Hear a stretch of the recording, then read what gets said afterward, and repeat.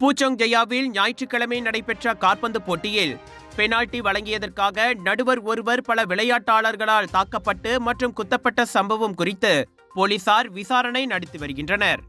இந்த சம்பவத்தின் வீடியோ அண்மையில் சமூக ஊடகங்களில் வைரலானதை தொடர்ந்து விசாரணை மேற்கொள்ளப்பட்டு வருவதாக சர்டாங் மாவட்ட போலீஸ் தலைவர் ஏ அன்பழகன் தெரிவித்தார். போட்டியின் நடுவராக இருந்த 38 வயதுடைய உள்நாட்டு நபர் ஒருவர் செய்துள்ள புகாரையும் போலீஸ் பெற்றதாக அவர் கூறினார். வன் செயல் குற்றத்திற்காக தண்டனை சட்டம் 160வது பிரிவின் கீழ் விசாரணை மேற்கொள்ளப்பட்டு வருவதாக அன்பழகன் தெரிவித்தார். சம்பந்தப்பட்டவருக்கு எதிரான குற்றம் நிரூபிக்கப்பட்டால் அவருக்கு 6 மாதங்கள் வரை சிறை தண்டனை அல்லது 1000 ரிங்கெட் வரை அபராதம் அல்லது இரண்டும் விதிக்கப்படலாம்.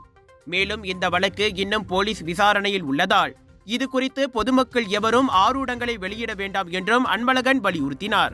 எதிரணிக்கு வழங்கப்பட்ட பெனால்டியினால் அதிருப்தி அடைந்த ஒருவர் அந்த நடுவரை தாக்கியுள்ளார். தாக்கிய நபர் அந்த நடுவருக்கு அறிமுகமானவர் என்றும் கூறப்படுகிறது.